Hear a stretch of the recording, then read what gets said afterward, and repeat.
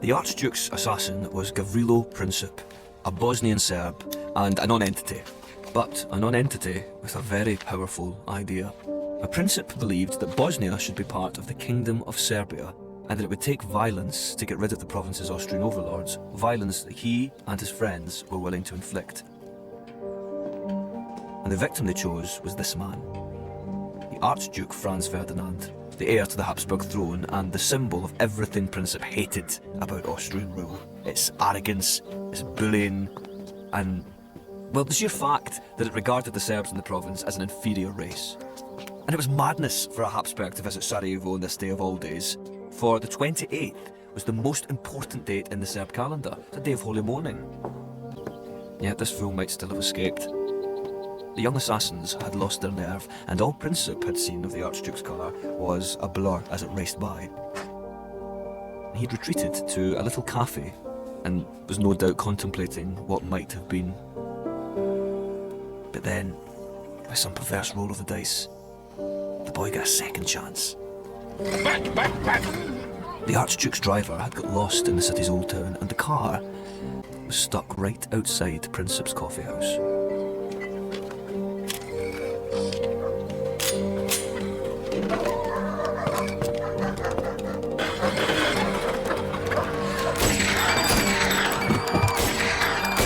These shots, from this boy, they were loud in Sarajevo. I promise you, they were even louder in Berlin. No crime greater. There is no crime greater.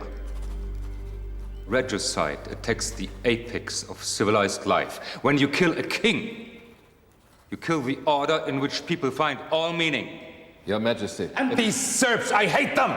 As soon as the corpse is buried, their courage will fail. And if it fails this time, she is finished. Every Serb, Croat, Polak, Transylvanian, Romanian, Negro, Gypsy in the Habsburg Empire, any race with a grievance will pick up a gun and point it to the Austrian heart. We all know this, don't we? That is why this time we must give Vienna some backbone.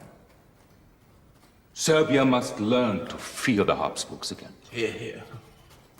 We should let Austria know that whatever she intends to do to the Serbs, we shall support her. Military action? Of course, military action. But it must be swift. What does my Chancellor say? In terms of imperial policies, we first ought to see what line of thinking emerges from Vienna. In the meantime, we might sound out the Russians for the obvious reason that they continue to see themselves as the protectors of the Serbian nation. We know from experience that Russia gets nervous whenever there is a disturbance in the Balkans. Do you think that is an appropriate German response, to wait and see how Russia reacts? The Kaiser told our Austrian friends to punish the Serbs. They sent a long list of demands instead. And what extreme demands they were. This is an astonishing ultimatum. It was obvious to everybody that Serbia could not meet those demands, that in fact they were designed to be rejected. But then Serbia did meet them, only to find that the Austrians were still not satisfied. It's the Serb reply to the Austrian demands. They agreed to everything, everything, a total capitulation. Get Austria into Belgrade! They can hold the city until the Serbs do all those things they now say they are willing to do. Yes, sir. Franz Josef, the Austrian emperor, signing a declaration of war against Serbia.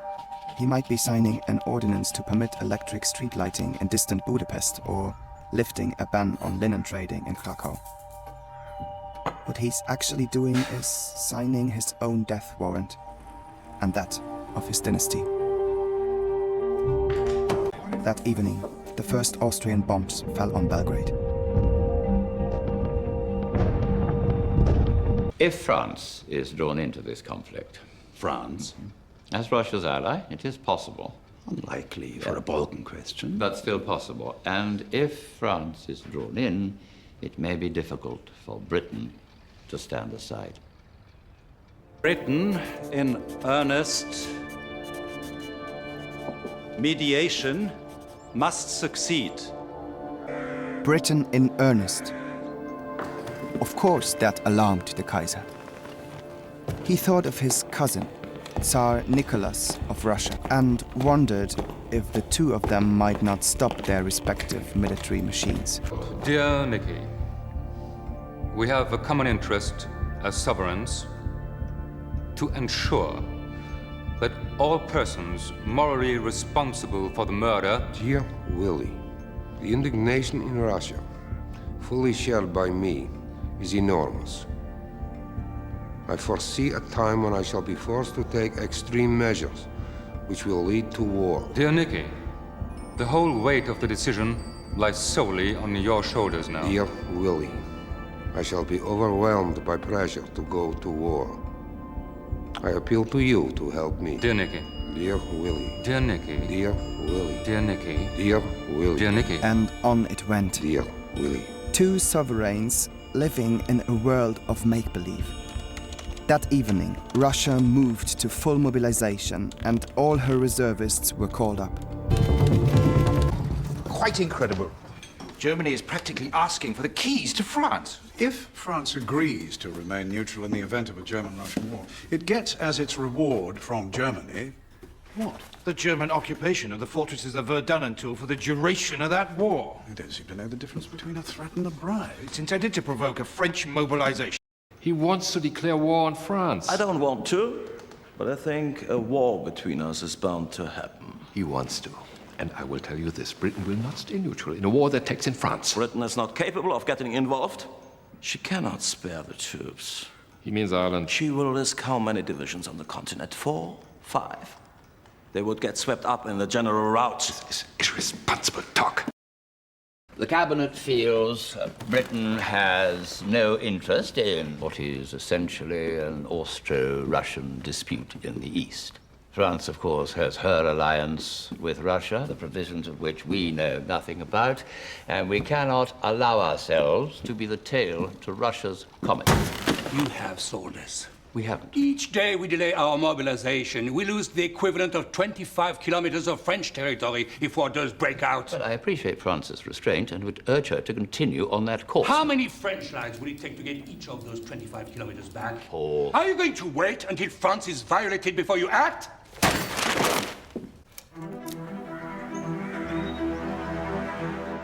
The Kaiser ordered the mobilization of our army against Russia that evening. And then, France also mobilized. If the iron dice roll, may God help us. Trains must leave every 90 seconds. No delays, no excuses. 1 million of our soldiers would soon be on the move. We'll tell this cabinet now, because now, for the first time, it has become relevant, that our 1912 agreement with which allowed us to divide certain operational responsibilities between the French and Royal Navies. In this agreement, the French were assigned the Mediterranean, and we agreed to secure the Channel. The advantage of this agreement is obvious, but the disadvantage, as Monsieur Cambon is now very anxious to point out, is that it leaves the Atlantic and Channel coasts of France completely unprotected by battleships, or would do so if we failed to join in a war that Germany was waging on France. You mean the French are relying on us to protect their ports? In a sense, yes. Is the fatherland in danger? It is. Can we fight on two fronts? Easier than on one. Say that again.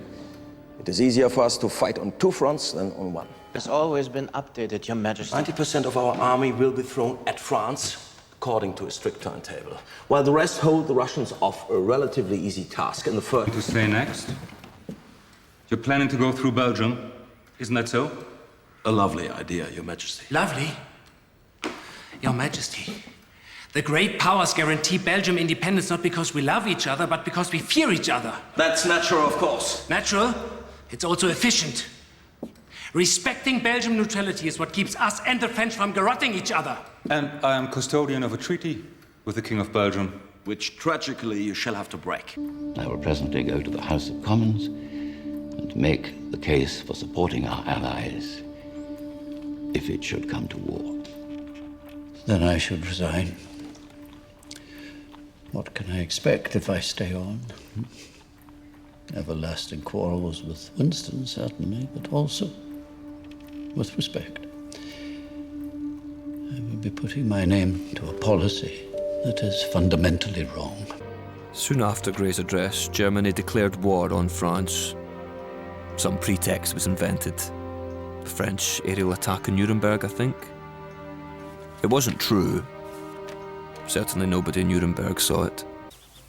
By mid-morning, our 34th Brigade had crossed the border into Belgium.